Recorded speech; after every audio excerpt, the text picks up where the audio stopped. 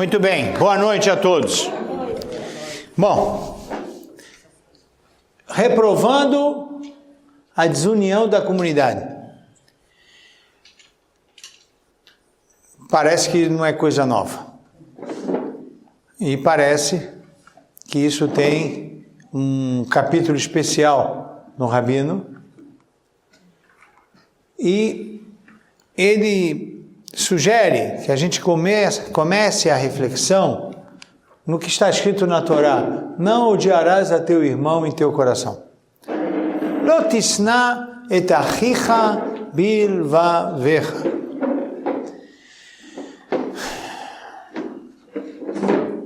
Vocês vão me falar, mas pô, ele me fez mal.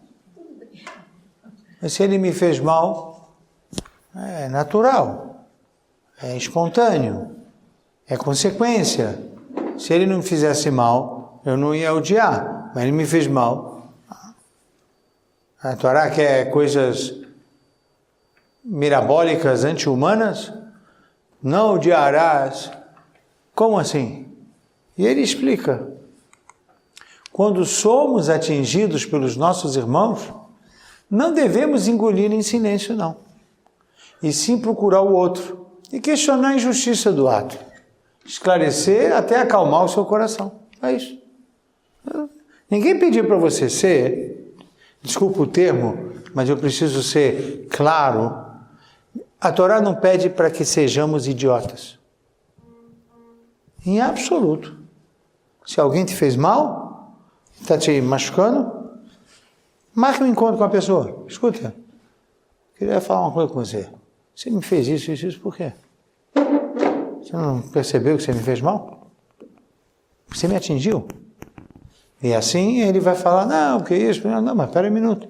E até o coração acabar. Porque se não fizermos isso, o coração fica...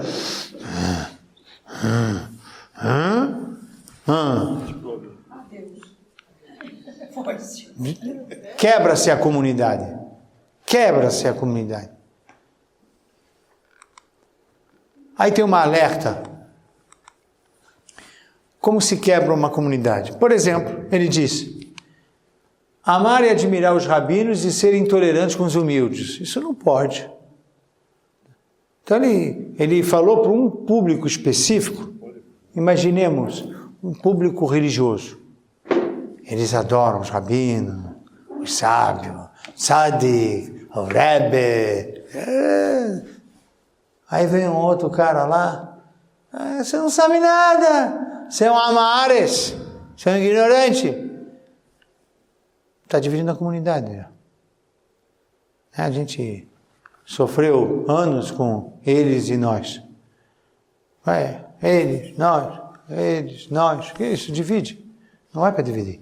Rabino, Tzadik, Rebbe e aqueles lá, eles não sabem nada. Eles só vêm. Não é bom. Ou amar e admirar os ricos e ser indiferente com os pobres e humildes, de novo. Quem é? Qual é o nome dele? Não, por favor. E o outro, não. Tem que tomar cuidado, porque você está dividindo a comunidade. Ou pelo fator religioso, ou pelo fator intelectual, ou pelo fator econômico. Você está dividindo. E você precisa ser inclusivo. A comunidade tem de tudo e todos merecem esse respeito. O amor a Israel, a Ahavat Israel, é incondicional. Se é religioso ou não, se é rabino ou não, se é intelectual ou não, se é rico ou pobre. Salvo se ele for um kofer. Nesse caso, estaremos isentos. Você sabe o que é um kofer? Não. Ótimo, ainda bem que eu escolhi esse termo. Porque assim eu não me comprometo. Kofer. Kofer é uma pessoa que está contra os princípios básicos do judaísmo. Isso se chama kofer. Eu não quero dar nomes por Lashon Hará, a gente estudou Hafetz Haim, né? Mas uma pessoa marcou uma reunião comigo, uma pessoa muito importante da sociedade brasileira. E chegou para mim e falou, Rabino, eu queria falar com o senhor, eu me sinto... Mas ela falou com muita honestidade de alma. É uma mulher, ela disse para mim, eu me sinto tão judia amando Jesus. Aí eu, tão judia amando Jesus. E eu olhei para ela, e ela, o senhor consegue me entender? Aí eu respondi no carioquês, não. Ela esperava que você soubesse? Não, ela esperasse que eu ia falar que eu entendia. Eu falei, não. Porque você tem todo o direito e a liberdade de amar Jesus, seja católica ou cristã.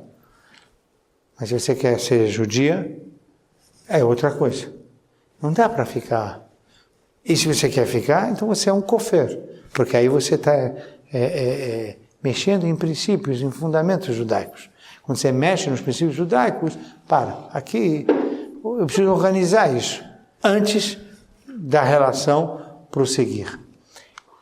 Eu acho isso de extrema importância. Né? O antissemitismo também tem a ver com o corpo? Não, o antissemitismo é uma ação contra o judeu. Né? O kofer é o próprio judeu que ele produz princípios que não são judaicos. Princípios... Reformista e kofer? Você queria essa pergunta, né? Eu esperava essa pergunta. Eu esperava e está no meu último slide. Então vamos esperar. Agora vamos esperar o último slide. Mas dá para entender o que é kofer? Por exemplo, se eu chegar e falar assim, eu sou um judeu que não acredito na ressurreição dos mortos. Eu tenho um problema com essa pessoa. Como você não acredita na ressurreição dos mortos? A gente canta toda sexta-noite o hino Igdal Elohim Ha'ilari Lala Meti Mehayel Berov Hasdo. A gente acredita na ressurreição dos mortos. É um dos 13 princípios do Maimônides. A gente reza 3 vezes ao dia. Baruch Atah Hashem Mehayeh Ametim. Então, se Deus ressuscita os mortos e vai haver uma época pré-messiânica de ressurreição dos mortos, se ele fala, eu sou judeu, mas não acredito nisso, eu tenho um problema com ele. Ele é um kofer. Ele se torna um kofer. E nele, eu tenho que resolver esse problema com ele. Eu não posso... É interessante isso. Eu não posso amar uma pessoa que produz imperfeições do pensamento judaico, porque senão entenderão as pessoas que aquilo ali é aceito. Às vezes é falta de educação do cara. Por isso, eu tenho que ir lá falar com ele. Não, eu tenho que explicar para ele. Ou então alguém me procura aqui, Rabino, eu tenho visto você às vezes no YouTube, você é cabeça aberta, tal, eu quero convidar o senhor para fazer um casamento ecumênico. Você tem... Não, você é cabeça aberta, entendeu? Mas é cabeça aberta, então vamos fazer um casamento ecumênico. Eu falei, acho que você não entendeu. Eu falei, o quê? Você está dando muito trabalho para Deus. Eu falei, como assim? Ele não sabe nem como ele vai ir nessa cerimônia. Mas se o padre começar com a cerimônia, Deus vem de uma forma. Mas se o rabino vem, já vem de outra forma. Você quer estabelecer logo qual vestiário que Deus vai vir? Eu falei na ironia, óbvio. Mas não dá para fazer essas coisas. Mas tem rabino que aceita. Então, esse é um kofer. O rabino que faz um negócio desse é um kofer. Então, e tem muitos assim? Mas se tem muitos, tem. Mas tem muitos. Sim. Mas se alguém deixa de cumprir algum dos 613 mandamentos, por exemplo, não respeitar o Shabat, ou não comer kasher, ou qualquer coisa assim, aí já passa a ser kofer? Não. O kofer, ele tem uma coisa que é produto do livre-arbítrio. Se você chegar lá na hebraica, vai fazer um Eu vou lá na Hebraica fazer uma entrevista. Digamos que eu vou pegar um hotel ali do lado e vou descer do hotel no Shabat, vou entrar na Hebraica, vou andar, não vou transgredir o Shabat, mas eu tenho uma curiosidade, eu quero entrevistar as pessoas da Hebraica no Shabat. Aí eu vejo um cara lá tomando uma cerveja com a sunga, Shabat. Eu escuta, por que você não vai na sinagoga? Por que você não faz o Shabat? Ele fala, olha, eu não sou religioso. Mas por que você não? Ah, sei lá. Ele não é contra o Shabat, ele simplesmente não foi educado para isso, não entendeu, ou ele optou pela liberdade e o livre-arbítrio dele que ele não quer, mas ele não fala, olha, para mim Shabat é uma palhaçada. Ele não chega para mim e fala, olha, esse negócio que Deus criou o mundo em 6 dias e descansou no 7º, e aí originou-se o Shabat. Primeiro, que eu não acredito em Deus. Segundo, que eu não acredito que ele criou o mundo. Terceiro, que ele descansou, pior ainda. Bom, aí ele é um kofar. Mas se ele simplesmente dá um mergulho na piscina, porque ele acha que... Shabat... não sou muito... Essa indiferença dele ao Shabat não o transforma um kofar. Transforma numa pessoa que tem um livre-arbítrio que usa para não entrar dentro do Shabat. Ele fica distante, é diferente. Né? Quando uma pessoa fala para mim que não acredita na ressurreição dos mortos, não, aí o cara entrou numa agressão a um princípio judaico. Né? Ou falar para mim que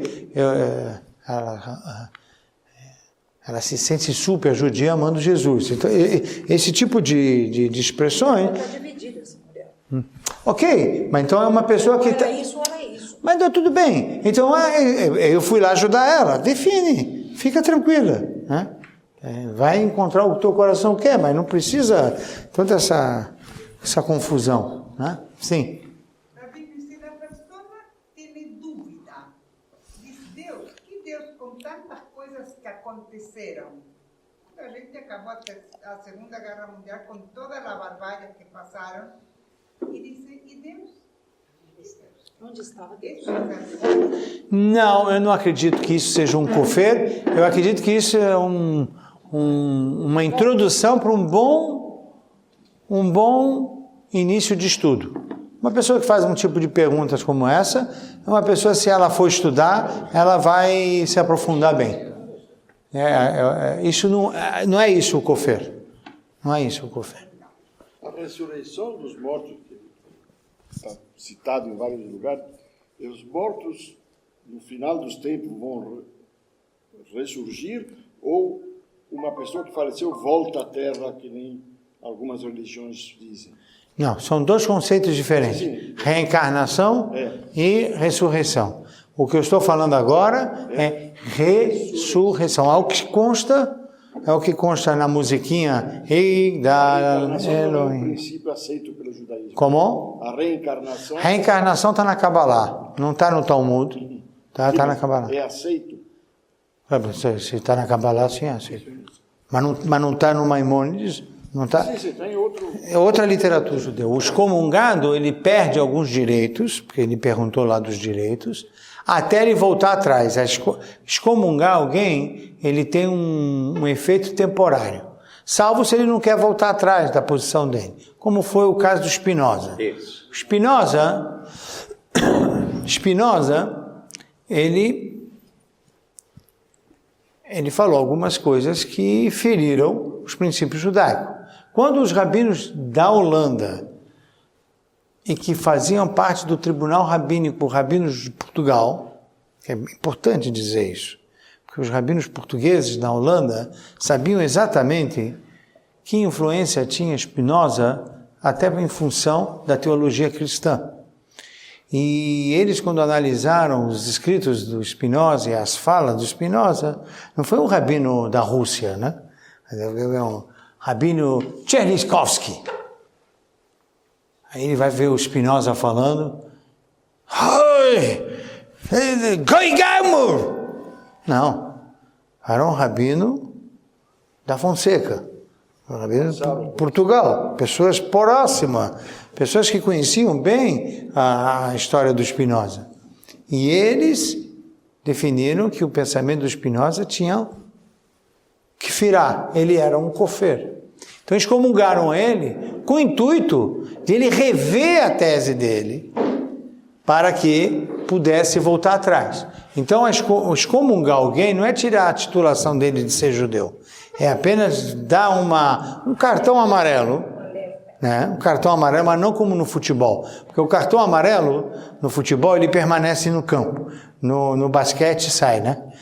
Eu acho que sai no basquete. Então, dá o cartão amarelo, sai de campo e depois volta em campo. É como se fosse o cartão amarelo do basquete. Excomungar é tirar, não completa minyan, por exemplo. É forte isso, não completar minyan. Muito forte. Os filhos dele não podem casar dentro da comunidade. Não, enquanto ele não voltar atrás.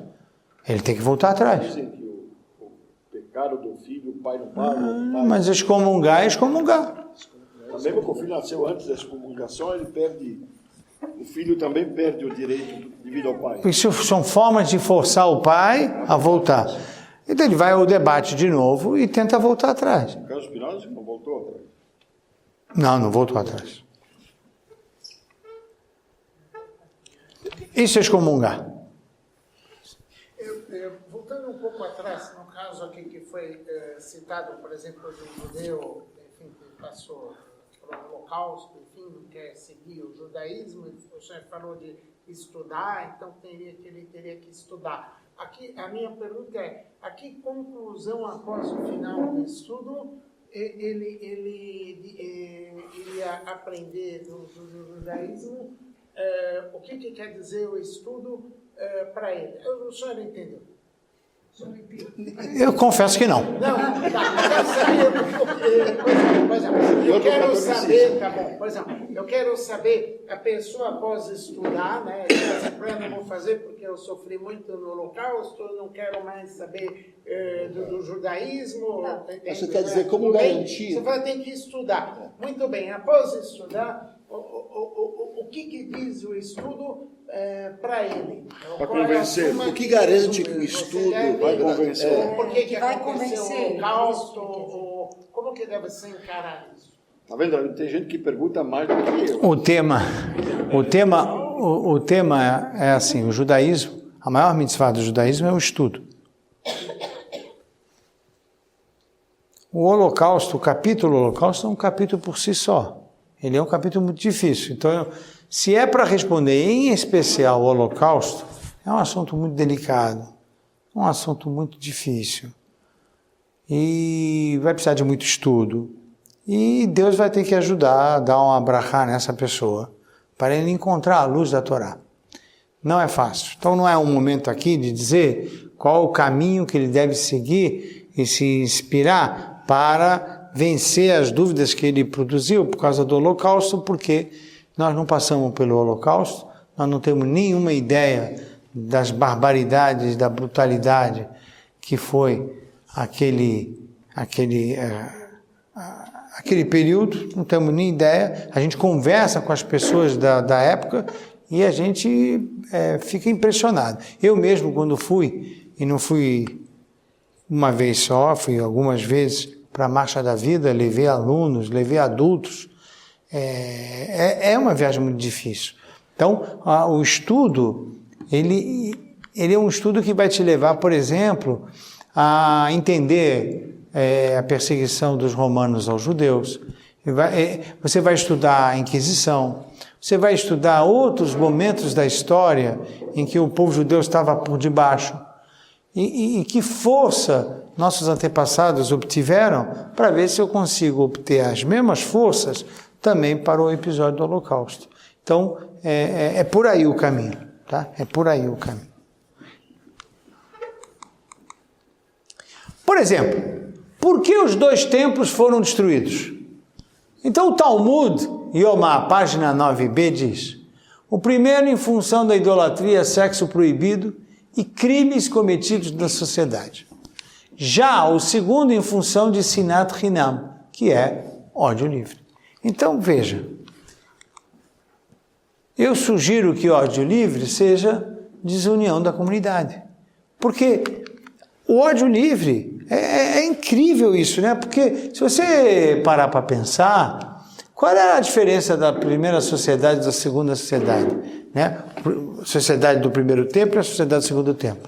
Ora, se no primeiro havia idolatria, havia sexo proibido e havia crimes, então essa sociedade judaica do primeiro templo era uma sociedade totalmente corrompida e assimilada. Imagina. Aí, pessoal, amanhã, minyan, 7 horas. As pessoas não vêm porque vão trabalhar, não tem tempo. Não é que eles não vêm porque estão na Ubanda. Mas lá não vinham porque iam para um centro de idolatria. Cadê Yohanan? Yohanan, ifota? Aí ele fala, cadê você, Yohanan? Eu estou aqui acendendo uma vela de Hare Krishna numa boa aqui, então. Então esse cara pirou de vez, isso aí, né? Mas se eu ligo para um cara e falo, vem no minyan, não dá, eu tenho um escritório, é diferente. A razão que um não vem na sinagoga e que ele não vinha na sinagoga naquela época são diferentes. O cara não vinha na sinagoga e ia lá não sei aonde. Ele está fazendo lá.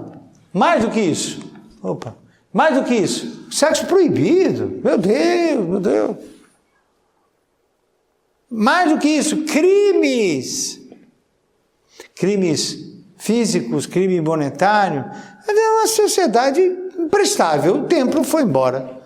Como é que Deus ia habitar aquele templo? Destrói o templo.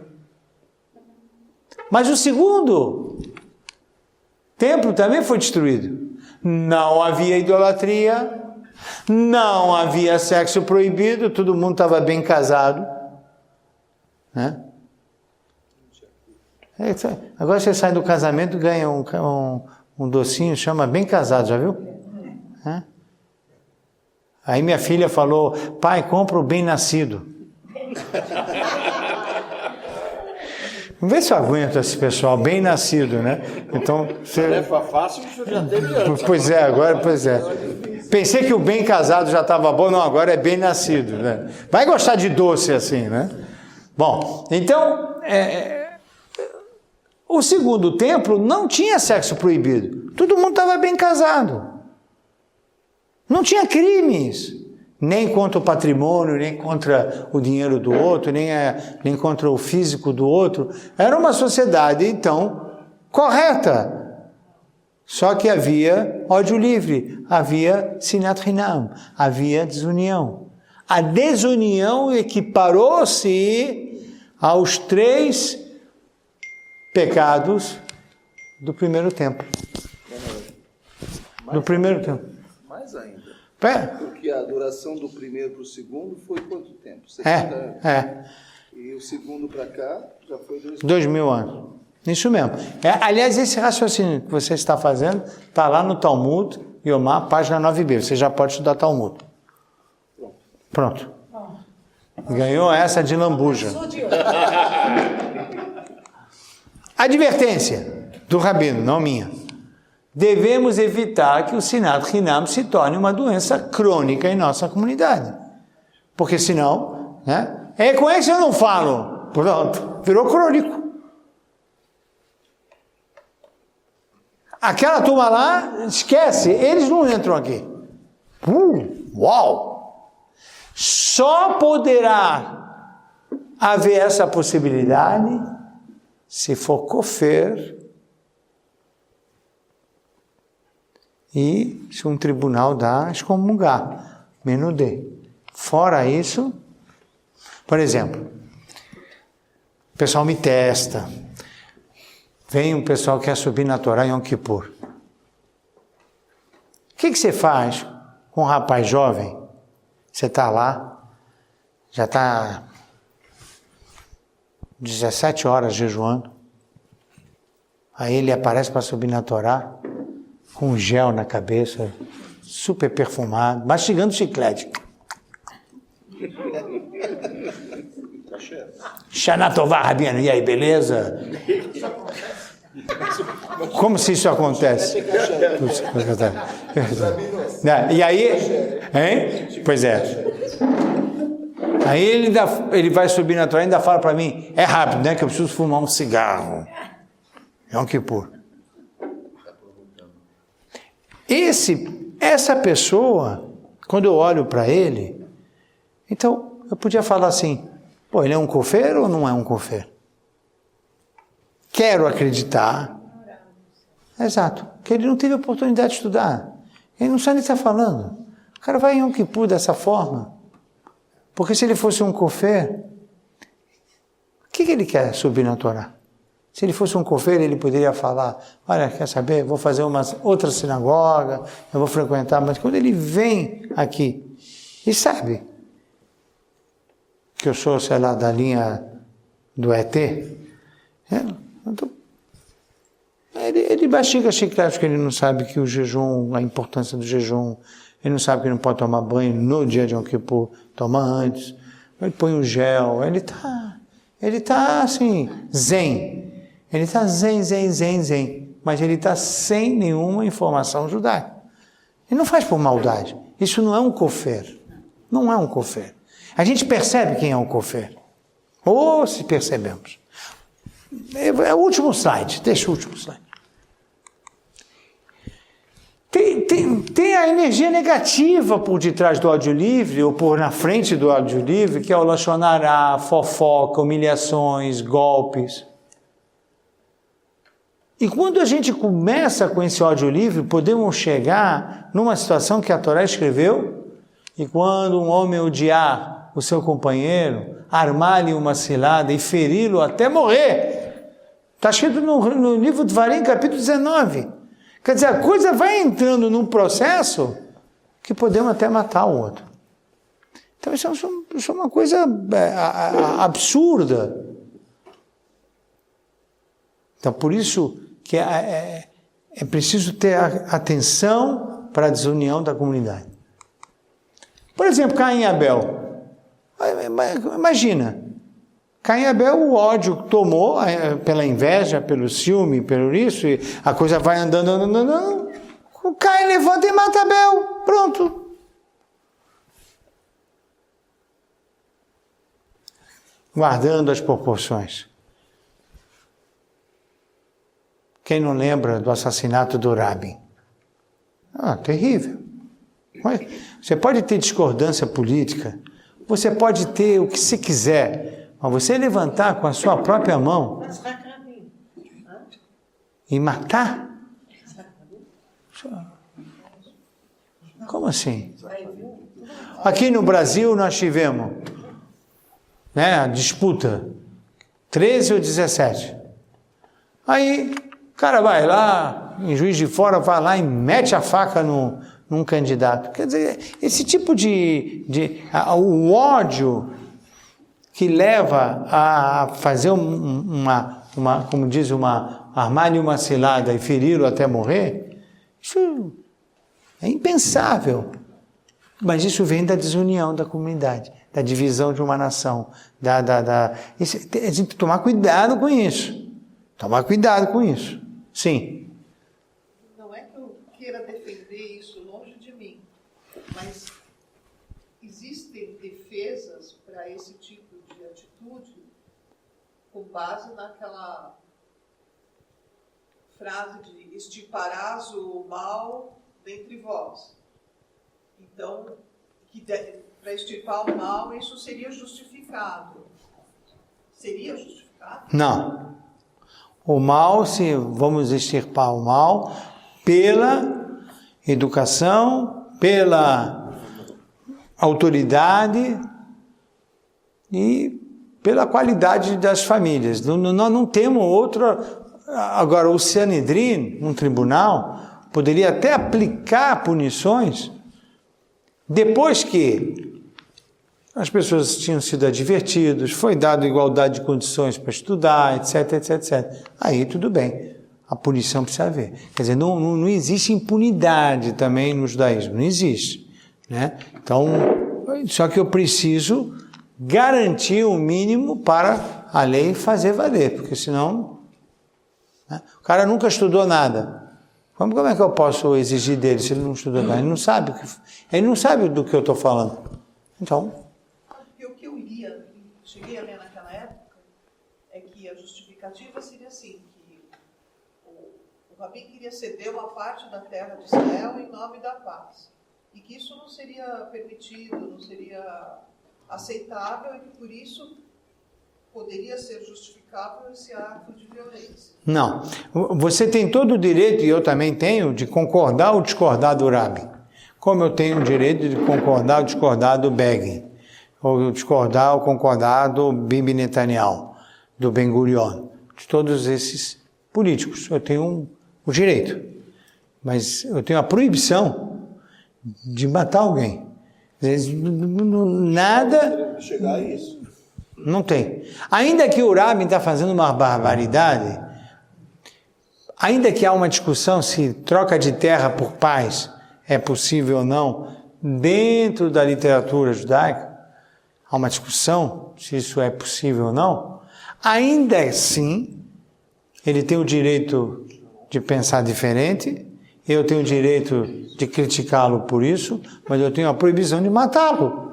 Então, se eu entendi direito o que ela está dizendo, eu acho que ela tem razão porque se aplica em Pinhas.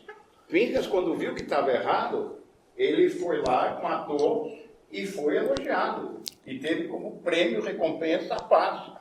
Então, tá certo. Ele odiou porque ele viu que estava fazendo coisa errada e se sentiu na obrigação de ir lá e matá-lo.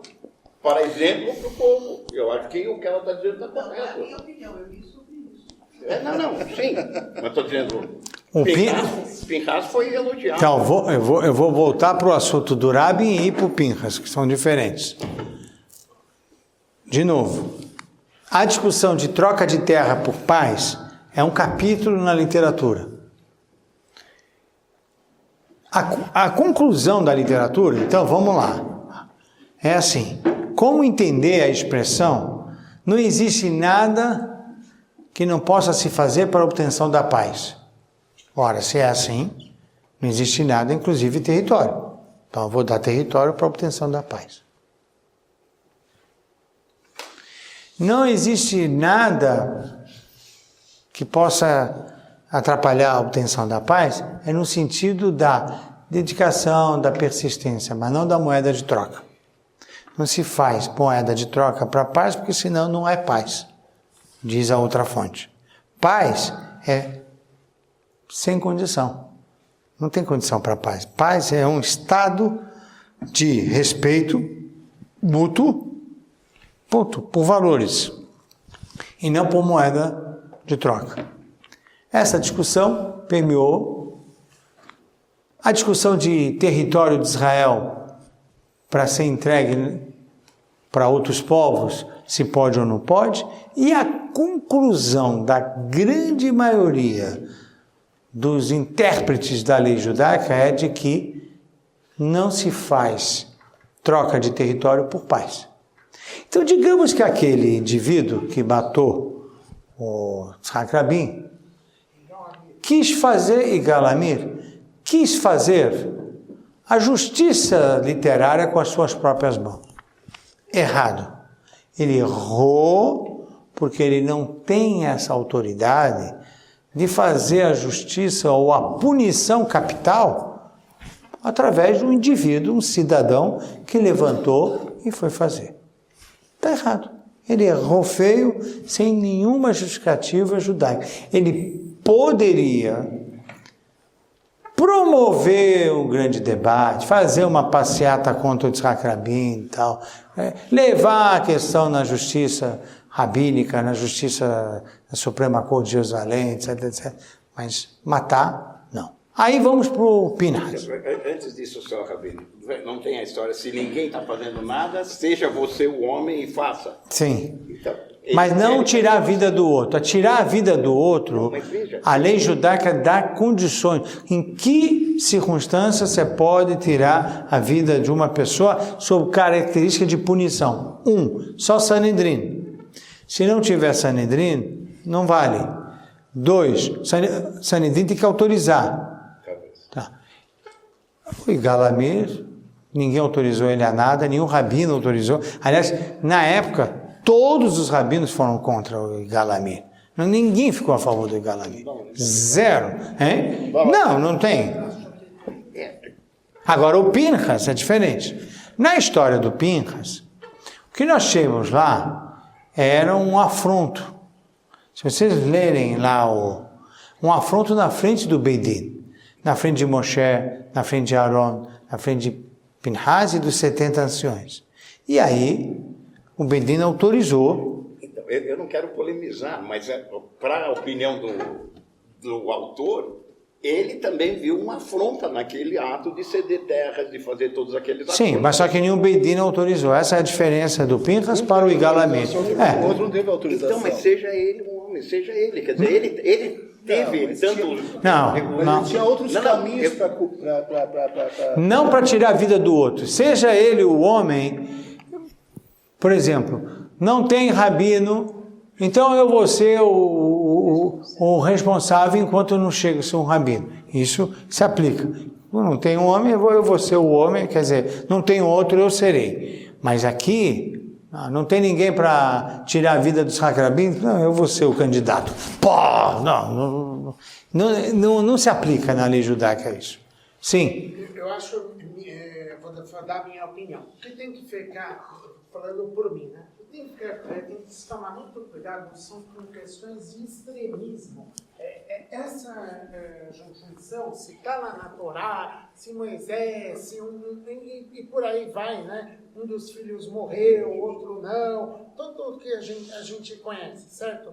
São coisas que nós podemos aprender que é daquela ocasião, que se nós quisermos, nós podemos, de uma certa forma, interpretar. O que nós não podemos fazer é esticar a corda. Nesse sentido, vamos imaginar bem rápido que tenha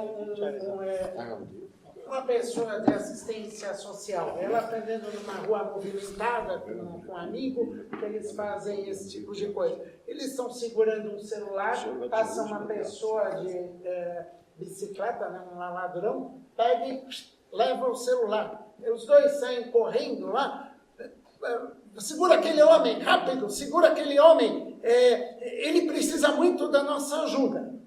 Totalmente louco em relação à situação. Então tem que tomar cuidado quando se estica os conceitos e se manter o bom senso. De forma alguma, nós, o ser humano, na minha opinião, não pode fazer justiça com as próprias mãos. Quem tem que fazer, por exemplo, os juízes, nós temos Shofim, etc, etc. Então, muitas vezes a pessoa pensa em pegar uma forma simples e falar, eu vou concluir isso, eu faço assim e tudo. Imediato é isso mesmo. Mas só que, ok. na minha opinião, terminou. Obrigado. Por exemplo, a pessoa tem inveja do sucesso da pessoa, ou a pessoa tem inveja da riqueza da pessoa, ou inveja da popularidade da pessoa, ou inveja do prestígio da pessoa. Aí produz um ódio livre. E aí diz o rabino, todas as razões citadas para justificar o ódio são falaciosas, pois é o Todo-Poderoso que fornece riqueza, fama, prestígio e popularidade para as pessoas. Se você ganha ou perde, nada tem a ver com o outro, e sim com sua relação com Deus. Então, esse rabino, de forma elegante, ele fala, para. Por que ele consegue ter esse dinheiro todo e eu não tenho? Porque Deus distribuiu a riqueza assim. Você não... Esses motivos de ódio também não são muito aplicáveis, né? Porque é cobiça, a gente não deve cobiçar. Pois é. Então tem que cortar. Cortar logo. Fala, para. É Deus. Mas pô, ele tem fama. O que ele tem de mais? Eu não sei o que ele tem de mais. Deus deu para ele isso. Qual é o teu problema? Não, mas eu não tenho. Então vai rezar para Deus, vai fazer uma introspecção, Vai fazer tchuvá? Não sei o que você vai fazer. Aí vai conversar com ele. Fala, por que você distribui lá para o meu vizinho e para mim não? Não sei qual é a distribuição de riqueza que ele faz. Né? Então essa é o exercício mental que o Rabino sugere para que façamos. E o Rabino sugere, procure colocar o outro sempre de forma meritória.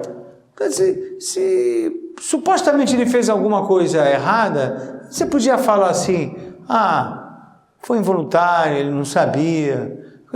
Procure sempre o lado meritório. Revedam lechol adam lekav zchut. Isso vai fazer bem. Mas começa que isso diminui bastante a carga negativa, evita-se o ódio livre, evita-se a divisão na comunidade, etc. Devemos amar o próximo. Isso é imperativo. Essa é a forma de construir novamente a comunidade. Amar o próximo significa zelar pelo sentimento, pela saúde e pelo bem dos outros. Quer dizer, é assim que se constrói uma comunidade. Quer dizer, a comunidade não pode, né, não ter esse sentimento para com o outro. E aí diz o Rabino, a Torá escreve, pois a porção do Eterno é o seu povo. É como se o povo de Israel fosse um pedaço de Deus. Como se fosse. E aí, como está escrito isso na própria Torá, o Rabino faz o seguinte, mas pelo amor que o Eterno tem por vocês, como poderemos então odiar nossos irmãos? Queremos criticar pessoas que Deus ama? Como é que você vai conseguir fazer um negócio desse? Porque eu sempre falo, né? Tinha um grande Rebbe Levi Yitzhak Berditchev. Segundo a literatura rabínica, depois de Moshe Rabbeinu, foi o maior defensor do povo judeu. Rebbe Levi Yitzhak Berditchev.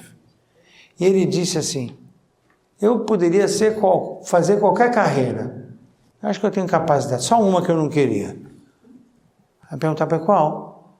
Promotor do povo judeu. Essa eu estou fora. Ele não conseguia ver negativo no povo judeu. Ele sempre olhava pelo lado meritoso. Não não sei dizer. Não, é que essa turma não tem nada na cabeça. Ele não conseguia. Essa turma é maravilhosa, Deus ama, né? Como está escrito que Helek, né? Helek. O povo é um Helek Nahalató. Ele é um pedaço de Deus. Kadosh Baruch Hu Ohev et Amo Israel. A brachá que a gente faz antes do Shema. Baruch atah Hashem, Ohev et Amo Israel. Deus ama o povo judeu. Aí vai lá você e diz, é que essa comunidade não tem vergonha na cara. Essa turma aí, Então você tem coragem de criticar pessoas que Deus ama? Poxa, tá bom você, hein? Então, por isso que o Rebbe fala, promotor do povo judeu, eu estou fora.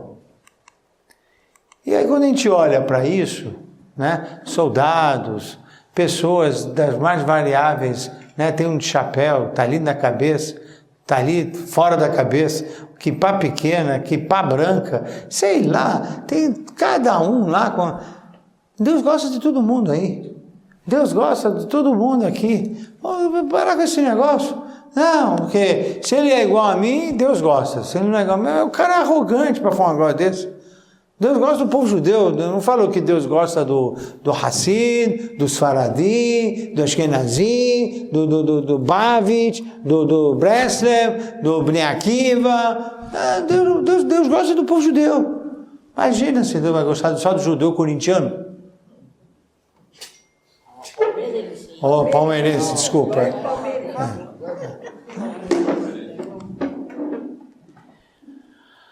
Aí, agora são as minhas interrogações, para concluir a aula. Como seria a nossa relação com o reformismo?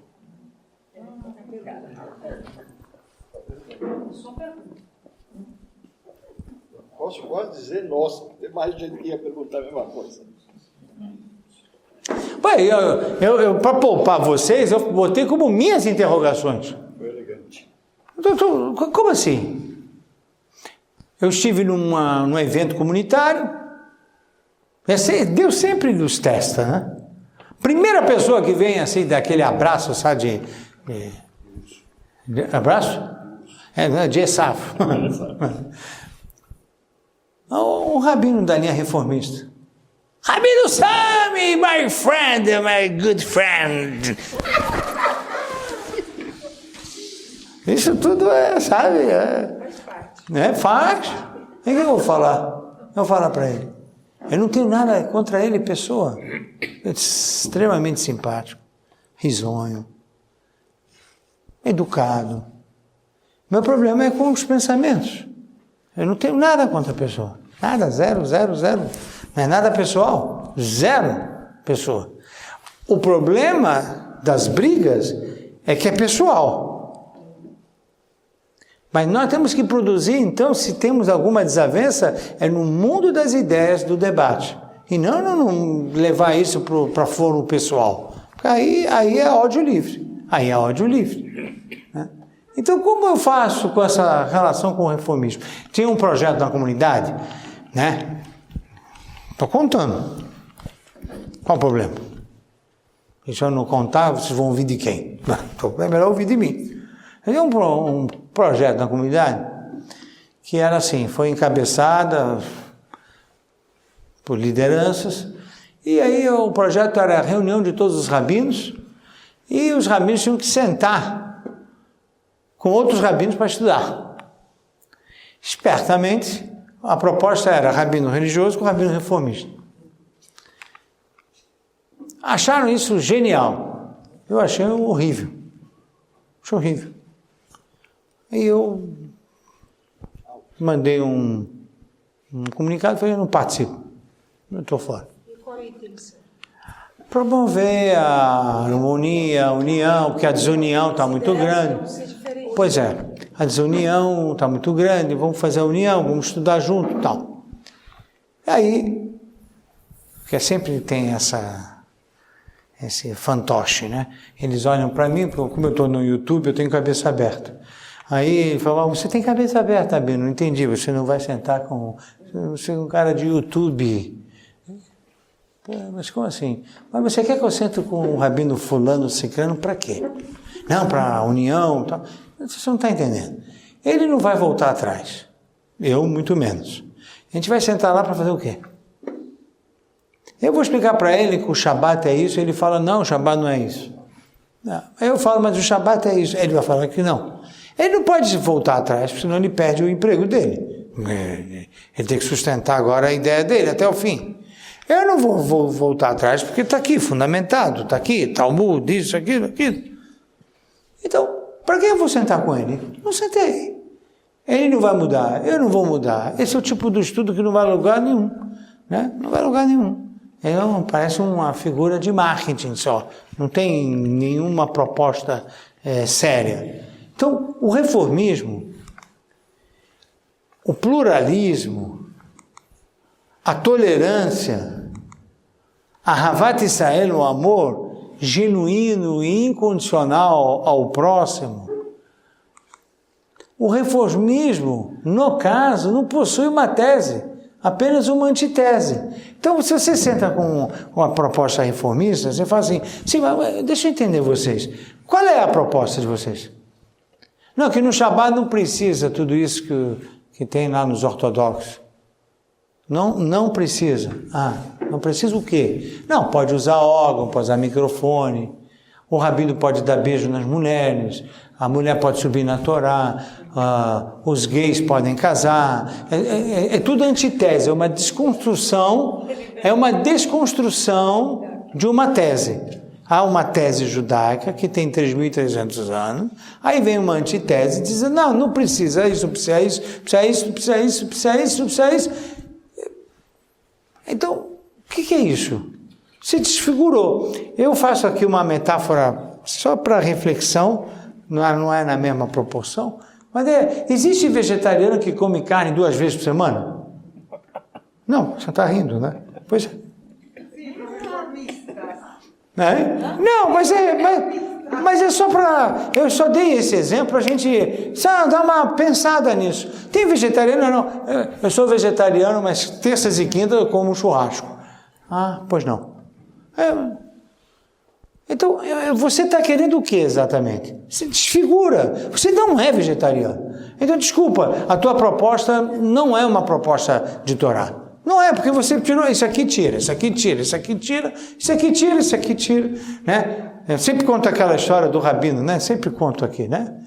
Que foi contratado na comunidade. E aí o presidente da comunidade falou para ele, capricha na prédica, hein? Capricha, por favor. As pessoas aqui da nossa sinagoga, 20% vêm rezar, 80% vêm ouvir o rabino. Então, por favor, capriche na prédica. Fale alguma coisa que realmente é fundamental no judaísmo. Tá bom? O rabino se preparou, tal. Chegou na hora da prédica, ele falou de Shabat. Tá. Importância de cumprir o Shabat, tal. Deus criou 6 dias, 7º dia. Acabou a prédica, tal. O presidente chamou ele, levou numa sala. Que coisa horrível que você fez. Eu falei, como assim? Eu te contratei para você empolgar a minha comunidade, para você encantar. E você vai falar de Shabat? Shabat? Esse negócio que não pode ligar a luz, não pode pegar carro, não pode... coisa mais chata. Você foi um desastre. Você decepcionou a gente. Por favor, você tem mais uma chance no próximo Shabat. Pense em outra coisa que... fundamental para o judaísmo. No outro Shabat ele foi lá, deu uma palestra de kasher. Foi demitido. Aí quando acabou a palestra, o presidente chamou ele de novo, seu imbecil, você vai mexer com o estômago das pessoas? Você é burro. Você vai entrar nessa intimidade, o que ele come, o que ele não come, onde ele compra a carne, onde ele compra a carne, não mistura com leite, tem que ter panela para cá. Você pirou. Eu falo para você encantar a minha comunidade, você está dando bufetada na minha comunidade. Eu falei para você pedir uma coisa mais empolgante para o judaísmo, mas enfim. Você tem só mais uma chance. Ele está dando chances. Pois é. Na terceira Shabat ele veio. O que ele falou? Mikve. Fundamental no judaísmo. Falando da importância da pureza familiar, que as águas do mikve, que o mundo foi criado, só havia Espírito de Deus que movia sobre as águas. E essas águas do mikve simbolizam as águas da criação. E que tarará, o presidente estava assim, esse cara não tem jeito. Não vai dar, com esse rabino não vai dar. Não vai dar. Acabou a palestra, chamou ele, mikve. Você é maluco? Você sabe quantos % de mulheres vão ao mikve na nossa comunidade? 1%. Você conseguiu falar para 1%. 99% ficaram assim pensando, esse é o rabino que vai falar com gente? Ficou louco. Misluno. Mas o rabino não entende muito de estatística. Pois é. O rabino falou, então deixa eu fazer um próximo Shabat de despedida. Não vai ser despedida. Você termina o teu contrato no próximo Shabat, né? Você fala o que você quiser, o que você acha que é importante, e depois a gente fecha o contrato. Amigo falou, tá bom. Todo mundo estava mais lotado que todos os outros Shabat que sabiam que iam mandar ele embora, então lotou a sinagoga. Aí ele veio. Ficou 32 minutos falando sobre cristianismo. Cristianismo. Isso que teologia, isso que trindade, isso que O presidente botava a mão na cabeça. Esse é Mexigné mesmo. Uau! Cristianismo o cara está falando? Cristianismo. Acabou, chamou o rabino. Agora me fala, quer me explicar? A gente combinou que você vai ser demitido por justa causa, né? Você vai falar de cristianismo na sinagoga? Eu falei, meu amigo, judaísmo sem Shabat, judaísmo sem kasher, judaísmo sem mikve já é cristianismo. Vegetariano que come carne 2 vezes E por aí vai. Então, o reformismo, na verdade, é um movimento que desconstrói e não constrói nada. Não constrói nada. Então, tolerância a isso?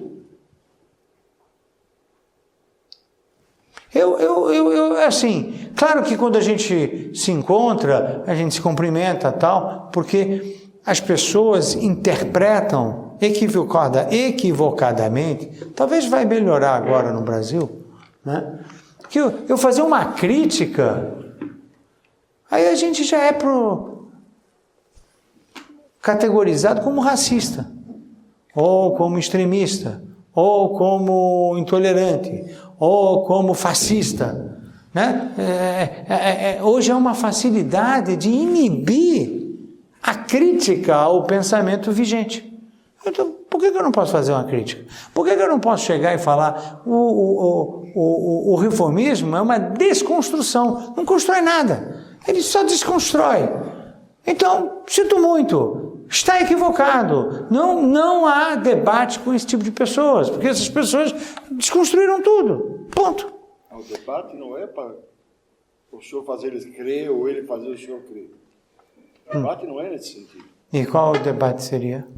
O debate é ter uma harmonia, cada um com seus princípios, para não dividir um número pequeno em dois. Não, mas eu divido. Não, porque se eu estou dividindo com um erro. Não, você não vai dividir com um erro. Se eu, por exemplo, o que eles querem? Eles querem assim, vamos fazer um bedin. Então vai sentar um rabino religioso, vamos chamar, um rabino reformista e uma rabina. Tá bonito, pluralista, bedin pluralista. Esse caso é um caso já puxando um pouquinho para o extremo. Não, é isso que eles querem. Em Israel, por exemplo, as brigas que eles querem é que tenha representantes das linhas dele dentro dos tribunais. Mas como fazer um negócio desse? Como é que eu posso sentar com uma pessoa que só faz antitese? Eu falo A, ele está me desconstruindo o A. Eu falo B, ele desconstrói o meu B. Então, não tem conversa aqui. Então, tem razão. Vamos por parte. A nossa relação com as pessoas tem que ser uma relação pautada na ética, na moral. Então, se um rabino reformista te cumprimenta, tem que cumprimentá-lo. Muito bem. Não faz mal a ninguém isso. Nem? Isso não causa nenhum problema. Não causa nenhum problema. Estamos de acordo.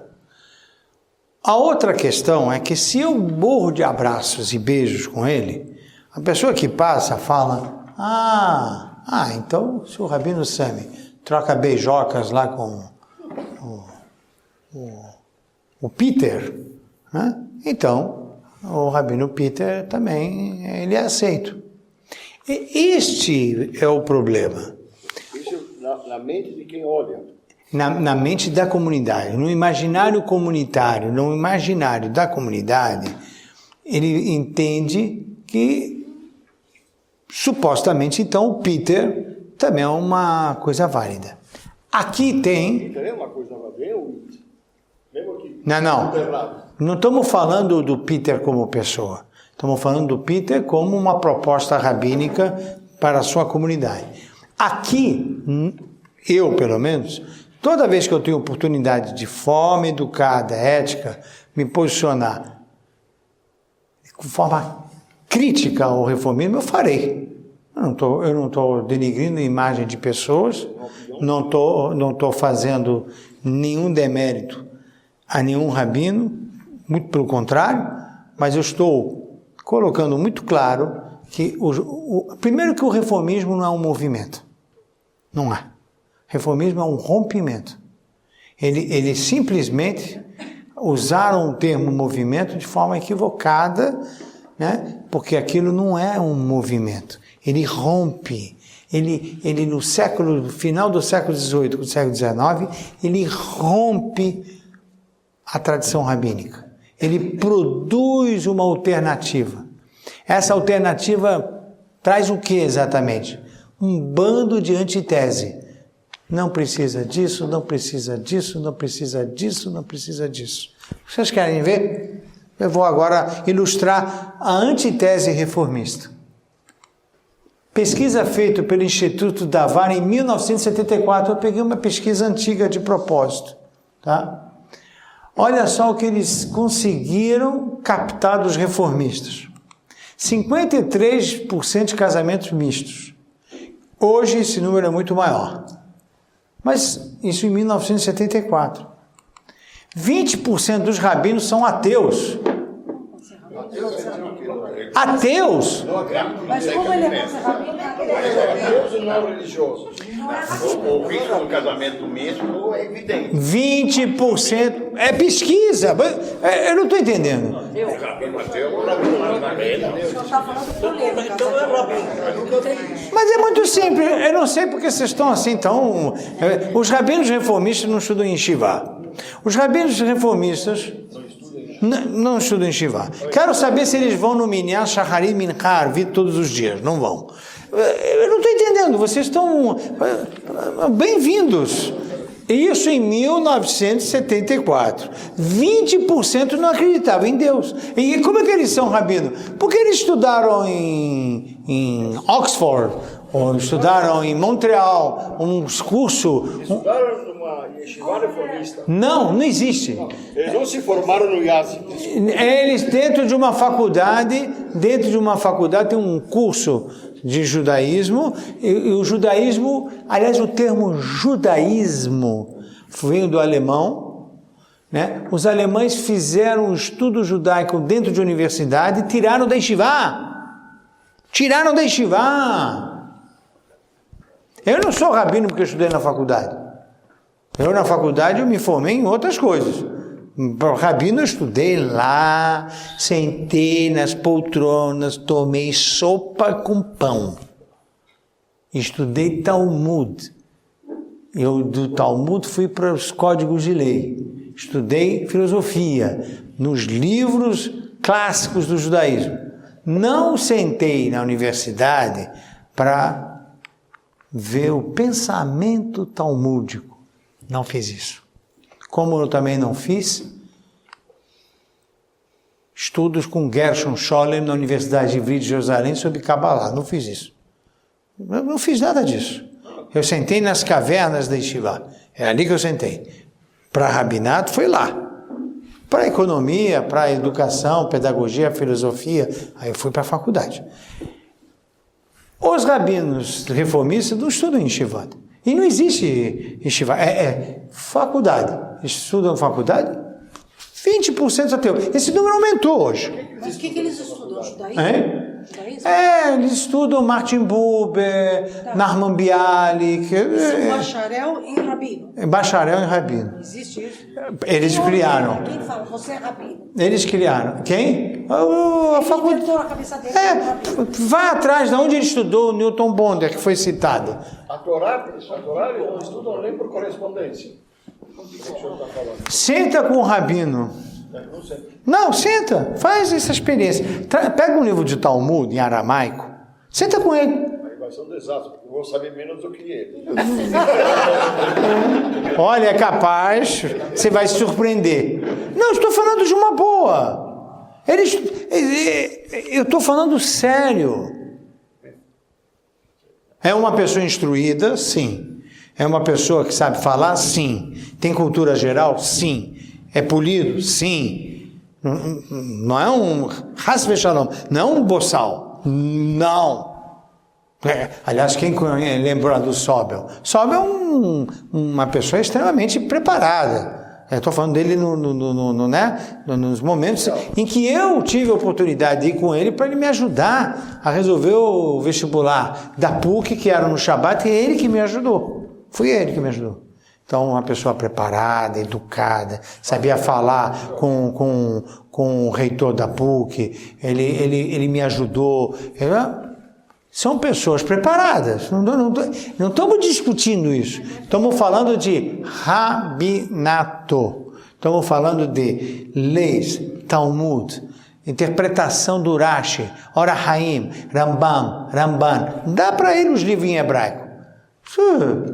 Ele vai ter palpitação cardíaca, porque eles leram em inglês, eles leram em francês, comentários da obra, e isso em metodologia científica se chama, eles estudaram em fontes secundárias. Eles não estudaram no primário. Dá para ele um Talmud em aramaico? Que isso? O cara não vai dar nem... Ele vai gaguejar. Nasci por isso em hebraico.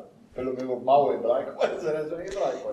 Eu estou falando de estudar o Talmud. Eu estou na categoria dos rabinos. Então 20% dos rabinos são ateus. Não se espantem com isso. 60% do lado dos rabinos comemoram o Natal. Isso em 1974. Hoje está mais. É só passearem no Facebook, lá no mês de dezembro, vocês vão ver uma série de comemorações de Natal. Infelizmente, é isso. Ainda tem a Hanukkah de um lado, a árvore de Natal do outro lado. Que lindo, que maravilhoso e tal. Não dá pra gente ficar olhando para isso e falar... A tolerância, é porque é o politicamente correto, não pode, cuidado com o que você vai falar, não dá. Não dá. Eu não posso ofender a pessoa, mas o pensamento que produz isso está errado. Não tem que ficar... Como que vocês comemoram o Natal? Quer comemorar Natal? Então vai ser cristão. Acabou. Não tem problema nenhum. Todas as religiões fazem um bom serviço à humanidade. Só que não me venha trazer um pensamento importando valores que não são nossos. Por favor. Eu por tese, eu sou otimista. Melhor é ser cristão e pronto. Vai fazer tudo isso. Não, eu por tese sou otimista. Eu não acho que é melhor se assimilar. Também não acho melhor ir para o reformismo.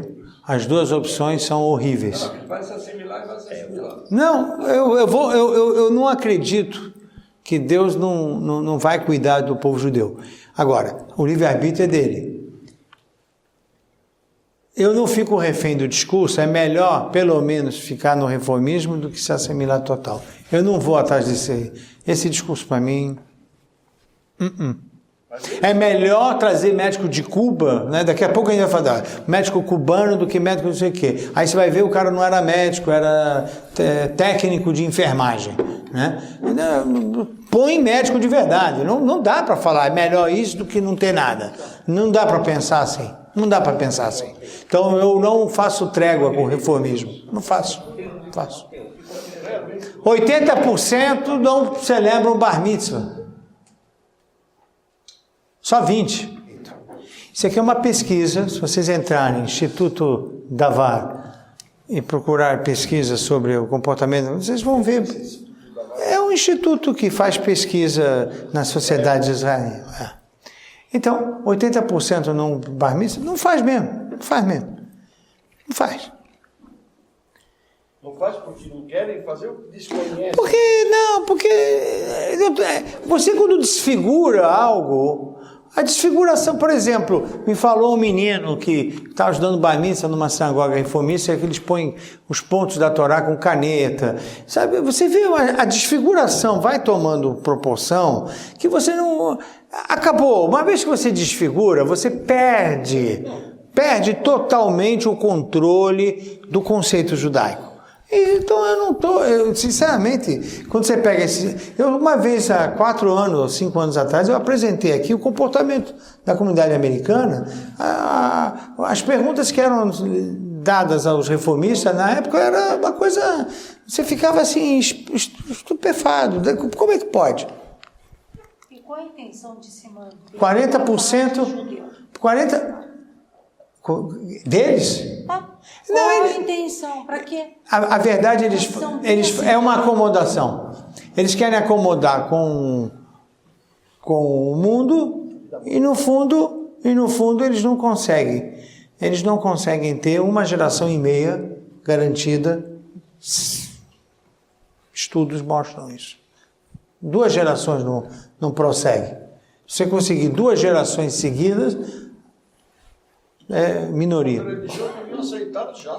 2 gerações eles somem, por que brigar? 2 gerações eles saem por fazer. Mas não é que brigar, porque eles fazem isso, eles desfiguram. Eles desfiguram. O senhor está dizendo que os reformistas, e tem mais outra seita, copião. Ah, bom, eles criaram alguns nomes, né? Se os reformistas, depois de 2 ou 3 gerações, eles não são nem judeus, nem católicos, eles não são nada, né? Então, por que brigar com eles? Daqui 2 gerações... Eu te falo, eu não brigo com eles, eu brigo com as ideias dele. Porque se eu puder falar para uma pessoa, vem cá, vem para cá. Aí ele fala, mas eu não sou, não tem problema, isso é teu livre-arbítrio. Não precisa politizar o livre-arbítrio. Por que não consegue trazê-los? Por N razões, porque eles querem comodidade. Por exemplo, eu tinha um menino, queria fazer bar mitzvah, aí ele chegou para mim, Rav, eu quero sentar na sinagoga e minha mãe que tem que sentar do meu lado. Mas na sinagoga? Na sinagoga. Não, mas na sinagoga você tem que sentar do lado do teu pai. Não, papai senta desse lado, mamãe desse lado. Falei, não, menino, deixa eu te falar uma coisa. Desde a época do templo, as mulheres sentam em cima, os homens embaixo. Aí mostrei uns desenhos, foto. Mamãe, isso que ele está falando é assim mesmo? Na linha dele, sim. Essa é a resposta. Na linha dele, sim. Aí eu virei para a mãe, mamãe, que linha de costura é essa? O que você está falando? Linha? Até o século XVIII, todo mundo falava a mesma coisa. Num belo dia, vocês resolveram criar um rompimento, não é um movimento. Vocês romperam com isso. Agora olha a confusão que está na cabeça da criança. A criança fica assim, Procuraram o senhor. Procurou, ninguém é reformista. Eu procurar o senhor. Porque, por um acaso, toda história tem uma história, uma particularidade. A mãe era minha amiga de infância lá do Rio de Janeiro. E todo mundo acha, como eu estou no YouTube, eu tenho cabeça aberta. E era do Rio de Janeiro, mais ainda. Cadê o redaginho? Então... Eu entendo a posição do senhor, mas eu acho que deveria partir, porque eles saíram fora do que era tradição, por N motivo, porque realmente os judeus dão contra por ali. Quando eram perseguidos, estava todo mundo unido. Na hora que começaram a abrir as portas, aí os caras pularam a cerca do outro lado. Deveria ter um trabalho pessoal mais religioso, não querer pegar um bonde e virar... ele não vai mudar. Mas pegar o pessoal dele e mostrar as vantagens, a simpatia... Mas se ele senta a menina... escuta, peraí. Não, mas... Não, mas escuta... A comunidade precisa querer. Não, senhor Uziel, veja bem. Calma. Se eu vou botar não-judeus para dentro da sinagoga, eu vou repetir. Se eu botar não-judeus para dentro da sinagoga, a gente multiplica o número rapidinho. Se eu vou colocar microfone e chamar a Fortuna para cantar, eu também trago mais pessoas para a sinagoga. Se eu botar um belo órgão com um violino,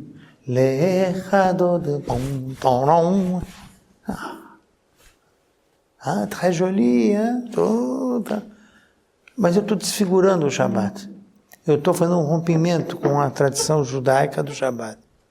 Então é assim, a quantidade agora não interessa, interessa a qualidade. Depois vamos trazer com a qualidade o maior número possível de pessoas. O reformismo faz um Kabbalat Shabbat da Broadway, porém e o resultado final é que não tem 2 gerações mantendo lá.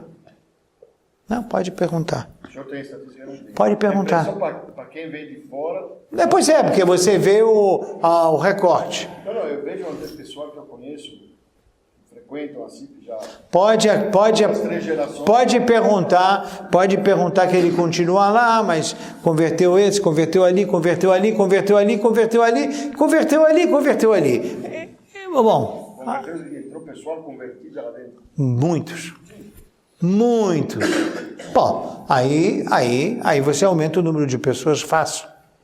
É muito fácil. Você vai no centro de Kabbalah, aqui na Alameda Itu, tá cheio. Sim, mas Kabbalah, os caras que querem estudar, tem mais goi do que eles estudando Kabbalah. Pois é, mas está assim, a maioria dos lugares está assim.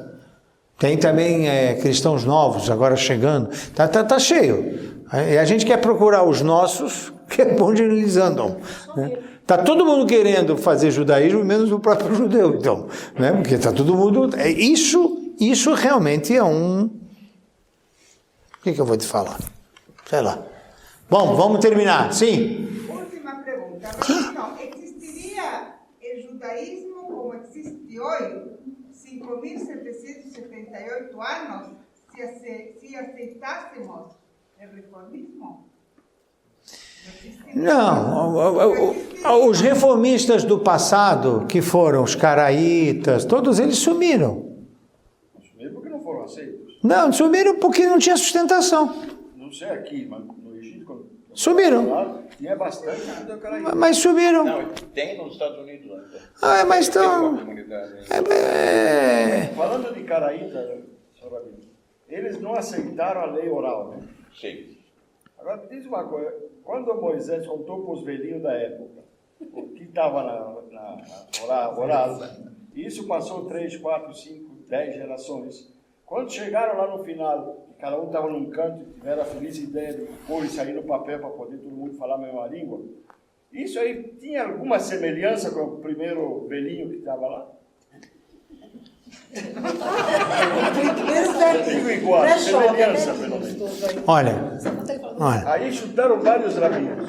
Quando tem 2 judeus, tem pelo menos 3 opiniões. Lá sentaram lá uma dezena, não sei, bastante rabinos famosos para escrever. Eu tenho quase que certeza, talvez seja maldade da minha parte, que de 5 rabinos tinha 10 opiniões diferentes. E quando puseram isso aqui no papel, não era nada que cada um deles queria. Por exemplo, tefilim. Eu só vou dar Essas são coisas relativamente simples. Não, mas... Não é no tefilim, no talete. Não, mas... No Talmud tem um monte de coisa. Mas se eu ficar só num monte de coisa e não te dar exemplo concreto, nós também não saímos do monte de coisa. Então, pegamos o tefilim. O tefilim, a palavra tefilim nem aparece na Torá escrita. Não está escrito tefilim. Está escrito só Ukshartam liot al yadecha ve'ayu letotafot benenecha. Você vai amarrar um sinal na mão e outro sinal na... Aonde está escrito que esse sinal é uma caixa preta? Aonde está? Está escrito no Talmud que a caixa preta que esses velhinhos Peraí. Era igual daqueles lá. Peraí. Aonde está escrito que é caixa preta? No Talmud. Não. Na Torá não está. Aonde está que eu ponho na mão esquerda? O destro. E o canhoto da mão direita? No Talmud. Aonde está escrito que na cabeça também tem uma caixinha e dentro dela tem pergaminhos? E dentro da caixinha da mão também tem pergaminho. Aonde está escrito isso? Na Torá? Não. Talmud. Aonde está escrito que na caixinha da cabeça são 4 pergaminhos separados? E na caixinha da mão é um pergaminho inteiro. Onde está escrito isso? Porque está ali dentro. Como é que eu vou saber que aqui é um pergaminho inteiro e aqui são 4 pergaminhos separados no Talmud? Que incrível que essa informação não estava na Torá. Que incrível que essa informação estava na Torá oral, que foi escrita no Talmud. E que incrível que eu estou no século 21 e não há discussão entre os rabinos que você supostamente disse que se tivesse 5 ia ter 10 opiniões, entre nós não temos nenhuma discussão sobre o tefilim preto. Termina o curso ou eu falo sobre... Depois do curso. Termina o curso. Hafez Haim agradece, mas eu faço questão de pegar esse tema. Então faz a primeira aula do próximo curso. Esse. No próximo dia. E depois Mas começa quando as é que aulas fazer? normais. Na próxima, não querer as aulas que o senhor deve para a Isabel. Ó, Isabel, ele não quer que eu faça que nem eu faço com você. Mas o senhor não reta. Ficou tão popular essa história que ele já usa como metáfora, entende?